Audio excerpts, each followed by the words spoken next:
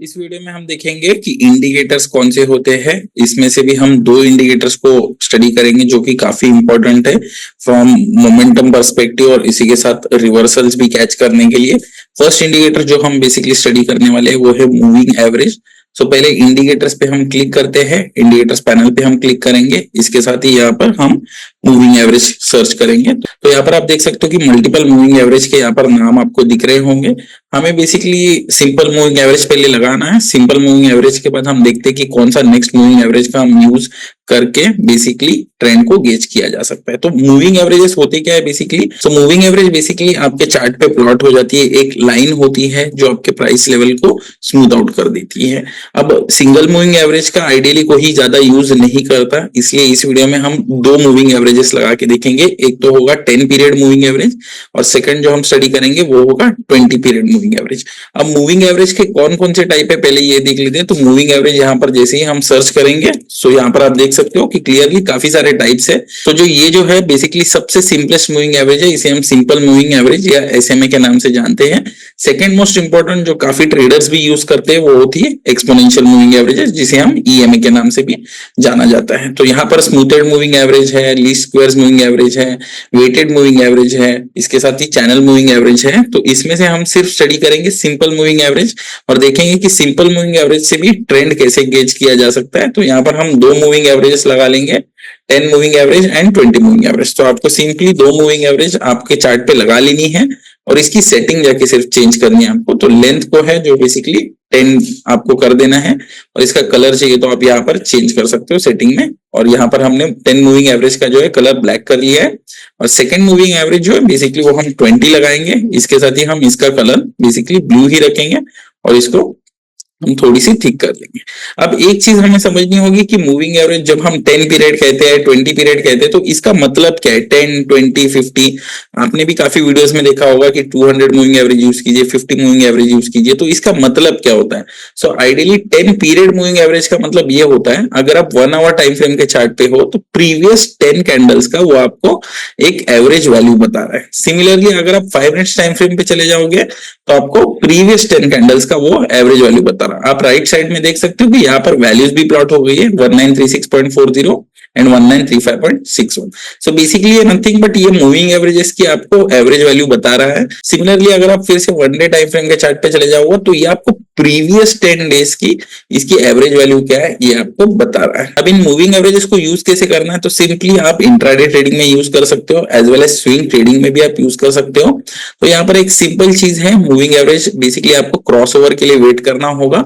जो 10 moving average है वो काफी फास्ट चलेगी क्योंकि वो सिर्फ 10 कैंडल्स का ही कैलकुलेशन या 10 कैंडल्स की एवरेज प्राइस आपको बता रही है। 20 पीरियड जो मूविंग एवरेज है वो स्लो मूविंग एवरेज होगी आपकी। तो हमेशा याद रखिए जब बाय और सेल सिग्नल्स कब जनरेट होते हैं? जब भी आपकी फास्ट मूविंग लाइन है जो 10 मूविंग एवरेज है, जब जब आपके स्लो मूविंग एवरेज के ऊपर होगी तो तभी आपको एक बाय सिग्नल जनरेट होगा एंड वाइस वर्सा जब आपकी फास्ट मूविंग एवरेज जैसे ही आपके स्लो मूविंग एवरेज के नीचे चली जाएगी यहाँ पर आपको सेल सिग्नल जनरेट होगा। तो एक चीज याद रखिए कि मूविंग एवरेजेस जो है बेसिकली साइडवेज मार्केट में कम ही काम करते हैं। सो उसे सही तरीके से इस्तेमाल करने का तरीका भी हमें आना चाहिए। इसके साथ हम एक और इंडिकेटर देख लेते हैं जिसका बेसिकली नाम है relative strength index. So relative strength index ये बेसिकली आरएसआई के नाम से भी जाना जाता है। सो आरएसआई इंडिकेटर के साथ बेसिकली हम मोमेंटम ट्रेड्स भी कैच कर सकते हैं। इसके साथ एक रिवर्सल कहां से होने वाला है, हाई प्रोबेबल रिवर्सल, ये भी हमें रिलेटिव स्ट्रेंथ इंडेक्स ये इंडिकेटर बता देगा। और इसी इंडिकेटर को बेसिकली मूविंग एवरेज के साथ क्लब करके कैसे एक सेटअप, सिंपल सेटअप बनाया जा सकता है वो भी हम देखते हैं। तो यहाँ पर हम फिर से इंडिकेटर्स में चले जाएंगे और सिंपली आरएसआई सर्च करेंगे। आरएसआई सर्च करते आप देख सकते हो 3 टाइप ऑफ आरएसआई आपके पास आ गए हैं। हमें सिंपल जो रिलेटिव स्ट्रेंथ इंडेक्स है इस पे क्लिक करना है।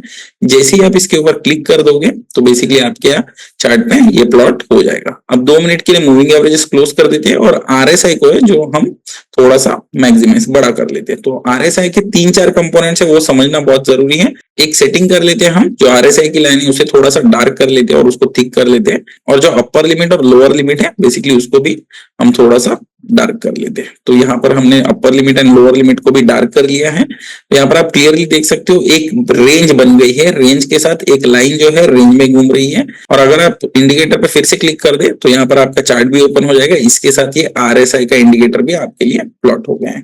तो अब RSI को पहले समझ लेते हैं। तो RSI एक ऑसिलेटर जैसा है। सो ये काइंड ऑफ स्प्रिंग है, बेसिकली एक साइड से सेकेंड एंड में जाएगी और सेकेंड एंड में फिर से जब ये बहुत ज्यादा स्ट्रेच हो जाएगी फिर से ये रिवर्स कर देगी। सो ये चीज हमें याद रखनी होगी।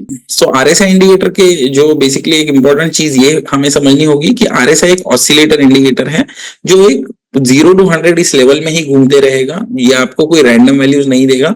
ये ऑलमोस्ट 70-80 के लेवल्स पे चला गया, फिर से वहां से रिवर्स कर देगा, फिर से 20-30 के लेवल्स के आने के बाद फिर से यहाँ पर बेसिकली रिवर्सल आ जाता है।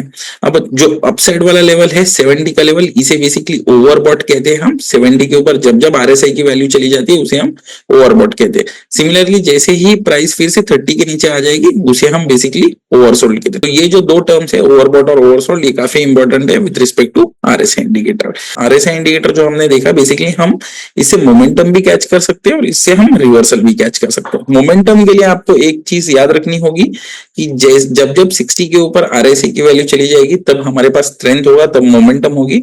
और वहां पर अगर कोई भी ब्रेकआउट लेवल वगैरह आपको दिख रहा है तो यहाँ पर बेसिकली एक बाय सिग्नल जनरेट हो सकता है।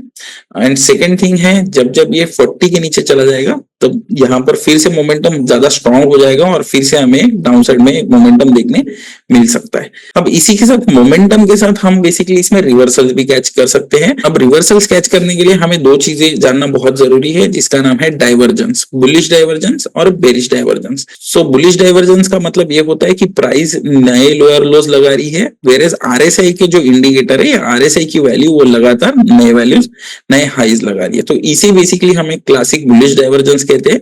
Price makes new low and indicator makes new high. तो यहाँ पर आप क्लियरली देख सकते हो यहाँ पर कॉन्फ्लुएंस है। क्लियरली बेरिश डाइवर्जेंस कैसे देखना है, तो बेसिकली प्राइस अगर नया हाई लगा रही है और आपका RSI इंडिकेटर जो है वो नया लो लगा रहा है, तो ये चीज याद रखनी है। बुलिश डाइवर्जेंस और बेरिश डाइवर्जेंस है जिसकी मदद से आप बेसिकली रिवर्सल्स भी कैच कर सकते हो यूजिंग RSI। सो इसी को अब हम क्या करेंगे, बेसिकली मूविंग एवरेज हमने लगा ली है। अब मूविंग एवरेज के साथ हमें ये भी देखना है कि RSI वैल्यू क्या है। तो यहाँ पर हम 15 मिनट्स टाइम फ्रेम पे आप देख सकते हो कोटक महिंद्रा बैंक का यह चार्ट है। यहाँ पर 15 मिनट्स टाइम फ्रेम पे हमें एक सिंपल चाहिए कि आपकी जो फास्ट मूविंग एवरेज है इसने स्लो मूविंग एवरेज को क्रॉस ओवर कर देना चाहिए। इसी के साथ आपकी जो RSI की जो वैल्यू है वो बेसिकली 60 क्रॉस करनी चाहिए।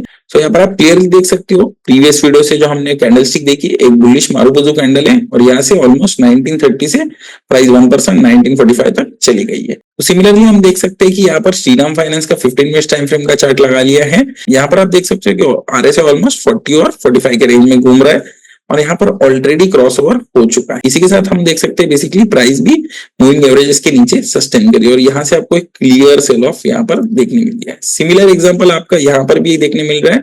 तो यहाँ पर आप देख सकते हो कि प्राइस फिर से मूविंग एवरेजेस के नीचे है और यहाँ पर क्लियरली जो फास्ट मूविंग एवरेज है वो स्लो मूविंग एवरेज के नीचे है और यहाँ से आपको एक क्लियर 1 to 1.5% का मूव देखने मिल गया है। मिलते हैं नेक्स्ट वीडियो में। नेक्स्ट वीडियो में हम डिस्कस करेंगे बेसिकली सपोर्ट एंड रेजिस्टेंस क्या होता है, सपोर्ट एंड रेजिस्टेंस को ट्रेड कैसा करना है, उसे हम ट्रेड व्यू के लेवल्स के साथ बेसिकली कैसे हम मर्ज कर सकते हैं।